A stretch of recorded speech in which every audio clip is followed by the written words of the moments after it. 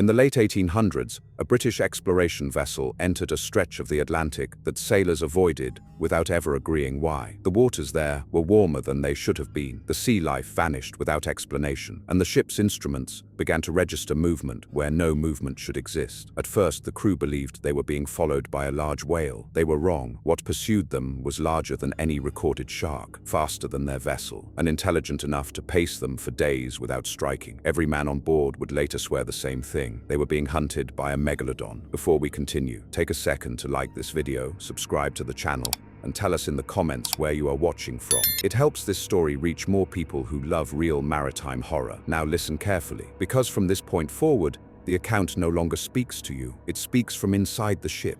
My name is Elijah Grant. I served as a deck officer aboard the British exploration vessel Hawthorne. We left port under clear skies and steady wind, carrying supplies for 6 weeks and men who had crossed half the world without fear. The sea that morning looked ordinary, grey, restless, and familiar. No one sensed anything wrong when we first entered that stretch of Atlantic that would later take everything from us. By the second day, the water temperature had changed. It was not dramatic at first, a few degrees at most, enough that the men noticed it on their hands when hauling lines, but not enough to cause alarm. The thermometer confirmed the rise. The wind had not shifted, the sky had not cleared. There was no visible current change. Only the water itself was warmer. The birds disappeared next. We had passed through empty water before, but never this completely. No gulls, no distant silhouettes, no sound beyond the wind in the rigging and the slow push of hull against sea. The ocean felt wide in a way that made the ship seem small. On the third night, I felt the vibration through the deck before I heard it. A low pressure underneath the boards. Not an impact, not scraping, something deeper than either. It passed through the hull slowly, like the echo of a distant engine that did not exist. The men paused where they stood. No one spoke at first. When it happened again, closer this time, the captain ordered double watch without explanation. By sunrise, the water had gone flat, not calm, flat. The surface showed no texture at all. The wake behind the ship vanished almost as quickly as it formed. It made steering feel wrong, like moving through thick oil instead of open water. The first physical strike happened shortly after noon. It was not violent, it was measured. The ship lifted slightly to starboard and settled back as if something massive had pressed upward with deliberate control. The compass needle spun once before correcting itself. Every man on deck froze in the same instant. We searched the surface for signs of collision. There was none. No floating timber.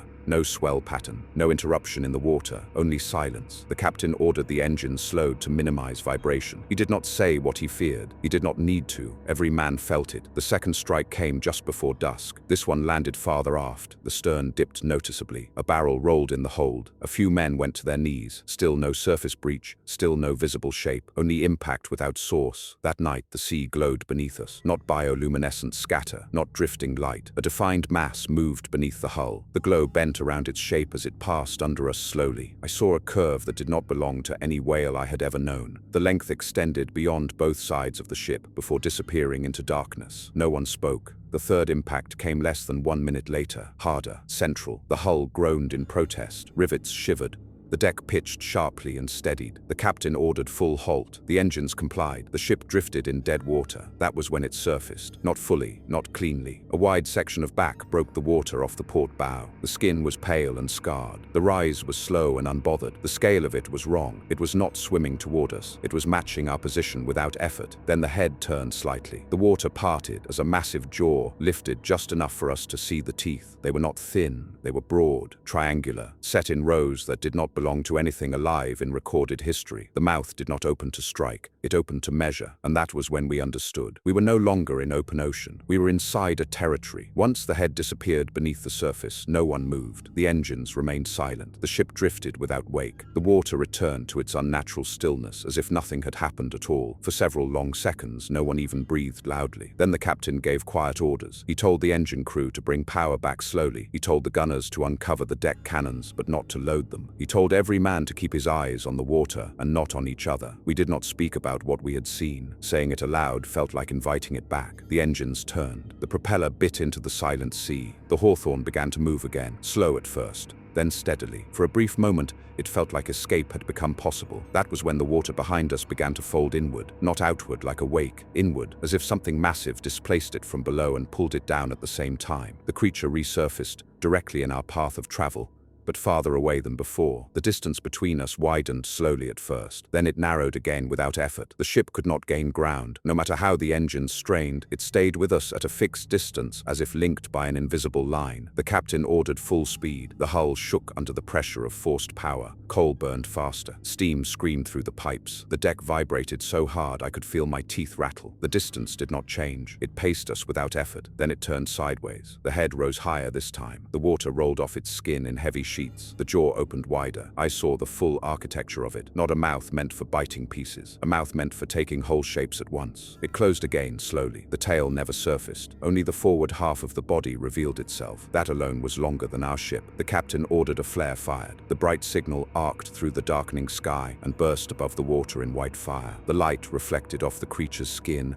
in a way that showed scars that crossed each other in layered patterns. Old wounds, deep ones, healed. Something else had fought it before and failed. The flare burned out. The creature sank again without haste. That night, the sea became noisy, not from waves, from movement beneath the hull. Something large passed under us again and again, creating slow pressure surges that lifted the ship slightly each time. The movement traced long arcs, wide circles, controlled turns. It was mapping us. Shortly after midnight, the first man disappeared. Seaman Carter had been posted near the aft railing. One moment he was there. The next moment the water erupted just enough to pull him down without a splash. The rope he held went slack instantly. No cry followed, only the sound of wet wood as the railing snapped back into place. We never saw him again. No blood surfaced, no debris either, only widening circles that faded into still water. That was when the captain gave the order to arm the cannons. The deck crew loaded the cannons with practiced hands, but their movements were slower than normal. Fear adds weight to every motion. Powder was packed, shot was seated, fuses were cut and set within reach. No one spoke while it happened. The only sounds were the creak of the hull and the low churn of the engines pushing us forward through water that did not want us moving through it. For 1 full hour after Carter vanished, nothing happened. The sea stayed flat. The glow beneath the surface disappeared completely. If not for the broken railing and the empty space beside it, one could have believed the creature had left. Then the first measuring strike hit. It did not come from the side. It came from directly below the center of the hull. The impact lifted the Hawthorne clean upward for a brief moment and dropped her back into the water with a hollow metallic boom that echoed through every compartment. Men were thrown against bulkheads. Tools fell from benches. One of the gun crews went to the deck in a pile. The engines stalled instantly. Silence rushed in where vibration had ruled seconds before. The ship drifted again. The second strike followed less than a minute later. This one was not vertical. It came from beneath the stern and rolled forward. The force bent the rudder angle sharply to port. The deck tilted. I felt the starboard rail rise under my hand. Still no surface breach. Still no visible body. Only intent. The captain shouted orders to restart the engines. The engine room responded with frantic signal bells and shouted confirmations through the speaking tube. Steam began to rise again. The propeller engaged weakly. We crawled forward at little more than drift speed. The third strike did not hit the hull. It hit the water beside us. A wall of displaced sea rose along the port side and slammed back down like a falling building. The force knocked 3 men flat and tore a coil of rope loose from its fasteners. A wide area of the water glowed briefly as the creature surged just beneath the surface. Then the head broke through. It rose close enough this time that I saw water pouring from between the teeth. The mouth opened wide and held there. I could see the depth of the throat as a black tunnel behind the front rose. The size of the opening made distance meaningless. It could have taken half the ship without effort. It did not bite. Instead, the head moved slowly left to right, as if studying the deck, the cannons, the movement of men. Then it withdrew. That was when the captain ordered the first shot fired. The cannon thundered. The recoil slammed the carriage into its restraints. Smoke swallowed the deck. The iron shot struck the water directly where the head had vanished seconds earlier. It hit flesh. The surface exploded upward in white spray and dark mass. The creature surged downward instantly. The entire ocean around us convulsed, as if something enormous had twisted away in pain. For the first time since we entered these waters, the sound it made reached the air. It was not a roar, it was a pressure scream, low, trembling, so deep that it vibrated inside my chest rather than my ears. The Hawthorne surged forward as the water displaced violently around us. For a brief moment, we gained distance. For a brief moment, hope existed. Then the tail breached for the first time. It rose out of the water a full ship length behind us. It did not strike. It only lifted, slow and towering, then then sank forward into the sea with deliberate force. The resulting wave lifted our stern high and slammed it back down. The distance we had gained vanished in one motion. The creature was no longer testing. It had decided to engage. The wave from the tail strike had barely settled when the creature came from below again. This time it did not lift the ship, it tore into it. The impact landed along the starboard midsection, with enough force to drive everyone to one knee. Metal screamed. The sound was sharp and uneven, like steel being folded by a giant hand. The deck plates buckled upward several inches. I felt the shock run through my legs and into my spine. Water flooded the lower compartments almost instantly. The engine signal bell rang in rapid bursts from below. The voice that followed through the speaking tube was frantic and broken. The starboard intake had collapsed. 2 men were missing in the surge. The pumps were already losing ground. The captain ordered all hands to damage control. We ran with wedges, tar cloth, and bracing beams. The compartment doors were forced shut behind us to slow the flood. The water rose anyway. It forced its way through warped seams and burst rivets with steady pressure. It was not rushing, it was climbing. Above us, the creature surfaced again. This time it rose higher than before. The head lifted clean out of the sea. Water poured from the jaw in heavy curtains. I saw the eye clearly for the first time. It was not wild, it was calm. It rotated slightly as it tracked movement on deck. The cannons fired again. 2 shots in quick sequence struck the side of its head and jaw. The iron cracked against bone and vanished into flesh. Dark fluid burst across the surface. The creature recoiled downward violently. The sea erupted. The Hawthorne was dragged partially sideways by the recoil wave. Rigging snapped under the sudden strain. One of the foremast lines tore free and lashed across the deck like a whip. It struck able seaman Moore across the chest and threw him against the rail. He did not rise. Before anyone could reach him, the water surged once more and pulled him clean over the side. We watched him vanish into white turbulence. Then the water flattened again. The creature did not surface immediately. Instead, the pressure returned beneath the hull, slow, persistent, rising. The Hawthorne groaned as if the entire bottom plating were being lifted from below. The list increased gradually. Loose equipment slid across the deck. The waterline crept higher along the port rail. The captain shouted orders to shift weight and dump cargo. Barrels were rolled overboard. Crates followed. Anything that could lighten the ship was sacrificed without hesitation. The horizon tilted as the ship slowly corrected itself. Then the pressure released. The ship slammed back into level water with violent force. Men were thrown again. Bone cracked against railing. Someone screamed and did not stop. The creature breached along the port side immediately afterward. Not the head, the body. A massive section of flank rolled above the surface. The skin was scarred with cross marks and long gouges. Some wounds were old, some were fresh. The water around it steamed faintly from heat and friction. The bulk of it moved parallel to us for several seconds. Then the body angled inward. The side rammed us with full force. The hull split. Metal folded inward like paper. The deck buckled. The impact opened a breach large enough to swallow 3 men at once. Water exploded into the ship in a solid wall. 2 crewmen vanished instantly into the opening. I saw their hands claw at the air once before they were gone. The captain screamed for full evacuation of the midsection. There would be no saving that compartment. The creature withdrew slowly, not fleeing, withdrawing, as if preparing for the final pass. After the midsection was abandoned, the Hawthorne was no longer a ship in the way a sailor understands it. It was a wounded structure floating on borrowed time. Water filled the lower deck in heavy surges. The pumps could not keep up anymore. Chief Engineer Lawson was still below when the 3rd surge hit. He ordered his crew up through the steam pipe hatch and stayed behind to close the last pressure valve by hand. We never saw him again. The men who reached the upper deck did not look back. Their faces were grey, their eyes empty. They had crossed from panic into something quieter and worse. The captain regrouped what remained of us near the bow. Lieutenant Harrow took command of the forward deck guns. Boatswain Pike organized the remaining damage control teams. I stayed near the navigation rail, trying to keep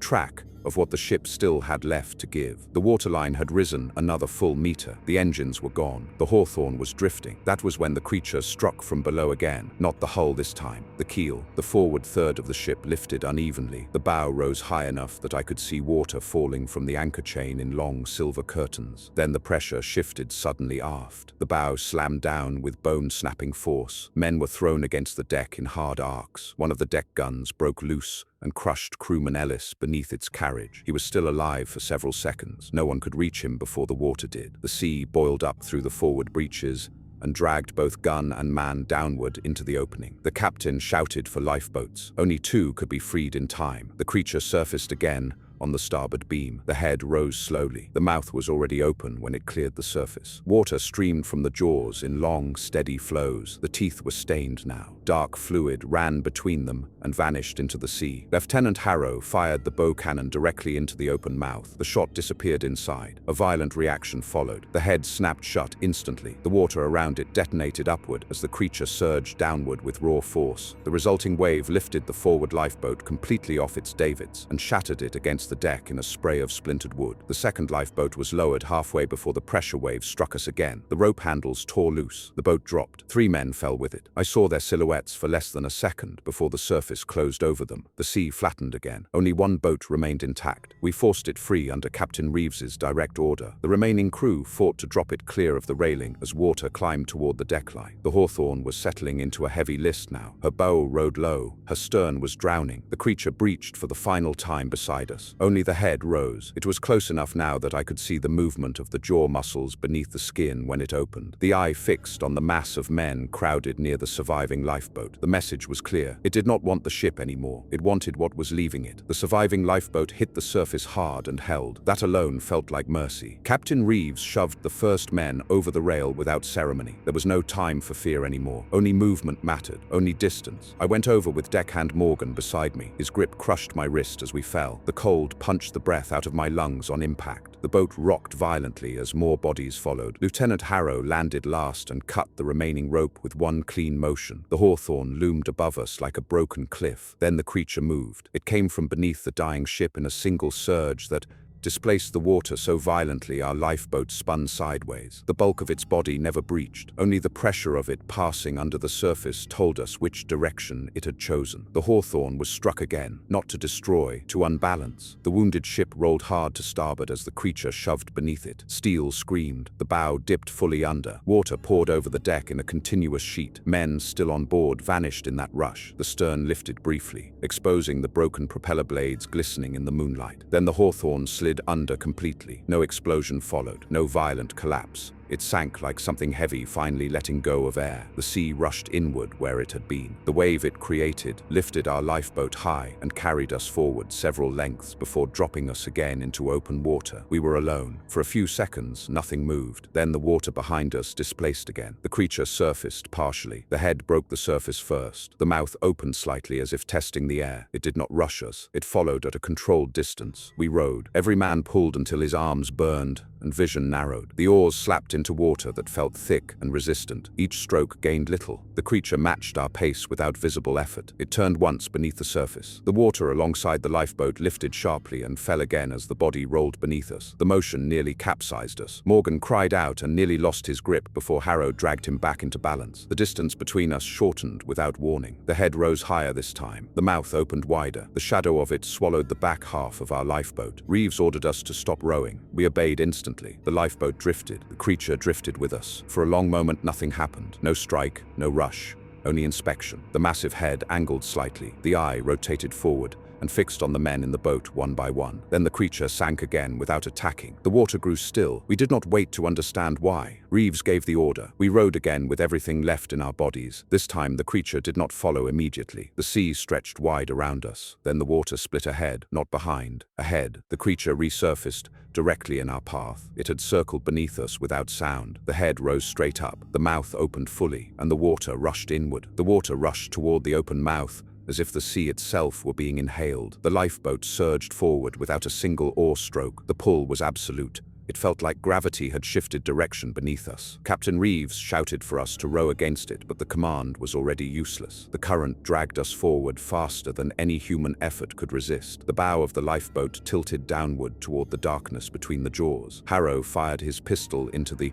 water. The shot vanished without effect. The creature surged closer. The mouth widened further. The interior was not red as I expected. It was pale, layered, ribbed with thick folds of tissue that moved slowly with the flow of the water. The first man was taken before anyone could react. Deckhand Morgan lost his footing as the boat lurched. He slid forward. His fingers clawed at the side rope. Harrow reached for him, but missed by inches. The pull took Morgan clean over the bow. The water closed over him instantly. The current eased just enough for us to snap backward out of the direct pull. The lifeboat slammed flat again. Everyone collapsed against the planks. The sea around us boiled with displacement as the creature rolled beneath. The mouth closed somewhere below the surface. The sound that followed was not audible through air. It traveled traveled through the water and into our bodies, a long pressure vibration that passed through bone and teeth and chest. Every man gripped the sides of the boat as if holding onto solid ground during an earthquake. Then the sea became quiet again. We were still floating, but the lifeboat had been damaged. A long split had opened along the forward seam. Water pushed through steadily. Each rise of the swell forced more through the gap. We bailed with bare hands. The flow did not slow. Reeves counted heads. 6 of us remained. Harrow, Pike, Reeves, Turner, Collins, and me. No one spoke Morgan's name. The creature resurfaced at a distance this time. The head broke the surface without urgency. It remained half exposed, watching. It did not approach. It let the water do the work. The lifeboat sagged lower with every passing minute. Our hands were useless against the steady intrusion. The current that had pulled us earlier faded. The sea returned to its wide, false calm. Turner was the next to go, not to the creature, to the water. He slipped beneath the surface while bailing and did not rise again. There was no struggle, no splash, only absence. The creature did not move. It continued to wait. The lifeboat dipped lower at the bow. Our feet were submerged now. The cold ate upward into the legs. Our movements slowed. Coordination failed. Muscles stiffened with each minute spent in the water. Pike lost feeling in his hands and let the bucket slip. It floated once, then vanished between the boards as the hull opened another fraction. The creature approached again, slow, direct. The head lifted just beyond the bow. The mouth remained closed this time. Reeves stood. He did not shout. He did not pray. He simply stepped forward and into the water. The creature waited until he touched the surface. Then the water surged once. Reeves disappeared. The lifeboat rocked violently back and forth. 2 of us nearly went over. Pike clung to the side rope and screamed, without sound coming out. Only 4 of us remained now. The creature sank once more. This time it did not return immediately. After Reeves disappeared, the sea did not move.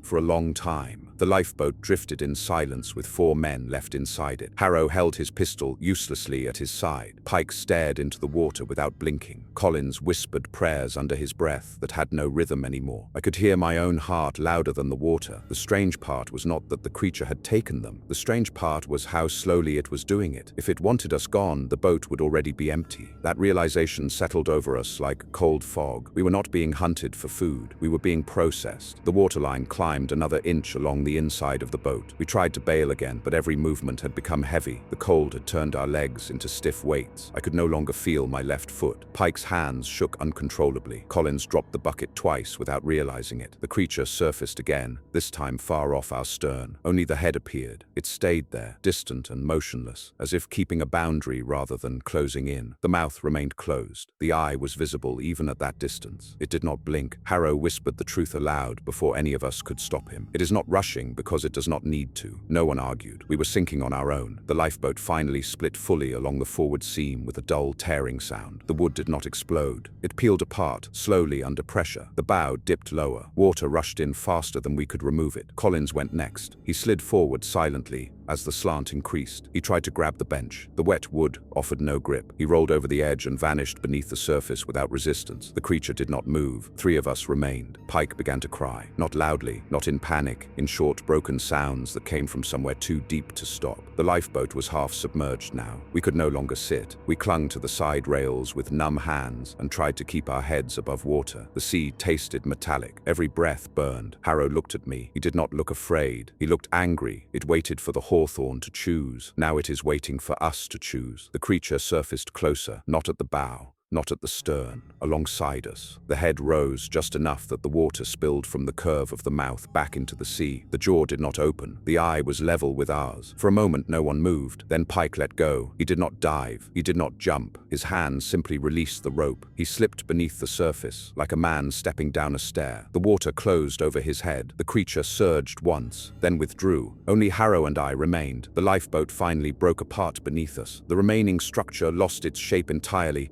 and collapsed into floating planks and rope. We were in open water now. No barrier remained. Harrow sank first. His strength failed faster than mine. I saw his mouth open once as he tried to draw air that no longer existed. Then he was gone. I was alone. The creature did not rise. The sea closed around me from every side, and I understood then what it had been doing from the beginning. It was not attacking. It was reducing. When Harrow disappeared beneath the water, I was left floating among fragments of wood and rope that no longer formed a boat. The sea was quiet again. There was no disturbance on the surface, There was no sign of the creature anywhere around me. For a brief moment, the silence felt almost peaceful, and that frightened me more than any attack had. I clung to a broken plank with both arms wrapped around it as if it were a living thing. My hands had lost most of their feeling. The cold no longer felt sharp. It had become distant and heavy, like a weight pulling me downward inch by inch. I forced my legs to kick slowly, not to escape, but only to remain upright. The surface of the ocean stretched in every direction without shape or reference. The sky had darkened fully now. The stars above were faint and scattered. I realized with sudden clarity that even if the creature never returned, the water itself would finish what it had begun. The first sign of its return was not sound. It was movement in the water beneath me. A slow, upward pressure displaced the sea in a wide circle. The plank lifted and tilted, as if resting on a rising breath. The head broke the surface directly in front of me. It did not lunge. It did not rush. It lifted until the eye was level with my face. The distance between us was no more than the length of my body. I could see the skin stretching subtly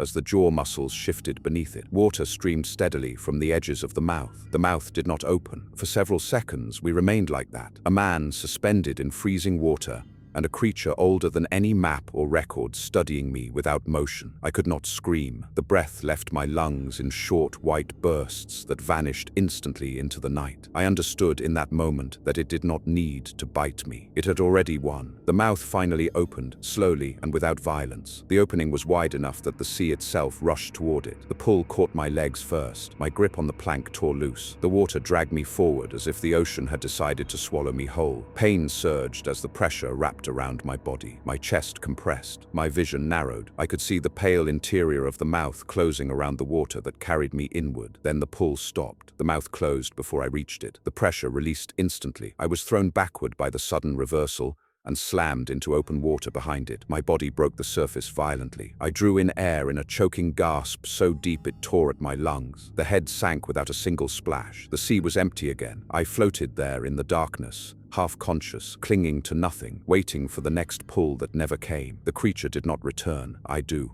not remember how long I drifted after the creature vanished. Time became meaningless in the water. The cold did not stab anymore. It pressed inward slowly, like hands closing around my chest. My arms moved without instruction. My legs kicked without strength. My mind narrowed to one repeating command: breathe again, breathe again. The sky lightened gradually. The stars faded. A pale gray band appeared on the horizon. I expected to die before the sun rose. A sound reached me through the water first. A slow, rhythmic thudding that did not belong to the sea. I thought it was another pressure surge at first. Then I realized the rhythm was mechanical, an engine. I forced my head higher. My eyes burned from salt and strain. At first I saw nothing. Then a dark vertical shape formed against the brightening sky. A ship. The sound grew louder. The shape became real. Smoke drifted from a stack. I tried to raise an arm. It sank immediately. I tried again. This time my hand stayed above the surface for 2 seconds. That was enough. Shouts carried across the water. A horn sounded. The ship altered course sharply. Waves rolled toward me as it turned. I do not remember being pulled aboard. I remember hands gripping my arms. I remember the deck beneath my back. I remember men shouting for blankets. I remember vomiting seawater and darkness at the same time. When I woke again, I was wrapped in wool and lying on the deck of a merchant steamer bound for Cape Town. They told me they had seen debris first: broken planks, rope, a single floating crate. Then they saw me. They asked where the ship was. I could not speak. They asked what had happened. I could not answer. They said the sea was calm when they found me. There were no storms, no wreckage field, no sign of any attack, only silence. I recovered enough to walk within 2 weeks. My body healed faster than my mind. The men from the rescue ship treated me gently at first, then carefully, then with distance. They asked the same questions in different ways. What sank the Hawthorne? What attacked the lifeboat? What killed the others? I told them the truth. No one wrote it down. When we reached port, officials questioned me again. They took my measurements. They examined the salt burns in my clothing. They photographed the rope scars on my hands. They catalogued the damage to my lungs. They wrote mechanical failure as the official cause. They wrote exposure as the cause of death for the crew. They closed the case. For a time, the ocean allowed me to live as if nothing followed me back. Then the dreams began, not of the attacks, not of the deaths, of the waiting. I would dream of still water. I would dream of silence so deep it felt thick. I would dream of pressure rising beneath me without movement on the surface. In every dream, the creature never rushed. It only watched. Years later, I stood on the deck of another ship for the first time since the Hawthorne. The water was cold. The wind was normal. The birds were present, and still I felt it, that sense that the ocean was not empty. One night, just before dawn, the surface around the ship went flat again, only for a moment, only long enough for me to feel the pressure return beneath the hull. Then the wind broke it. The sea moved again. No one else noticed. I resigned from the sea the next morning and never returned, because I know now what the others never lived long enough to understand. Some predators hunt to feed, others hunt to observe, and once something has learned the shape of you in the water, distance no longer means safety. The official reports say the Hawthorne was lost to mechanical failure. They say the sea took her quietly. They say there was no sign of pursuit, no presence beneath the surface, and no evidence of anything larger than a common predator. But every survivor story that reaches us from the deep says the same thing. The ocean does not forget, and some things do not hunt to kill, they hunt to learn. If this story unsettled you, make sure you subscribe now, because the next story goes even deeper into waters that were never meant to be explored. Leave a like if you felt the tension build, and tell us in the comments where you are watching from tonight. Because the deeper you go into these stories, the harder it becomes to believe the surface is ever truly safe. We will see you in the next descent.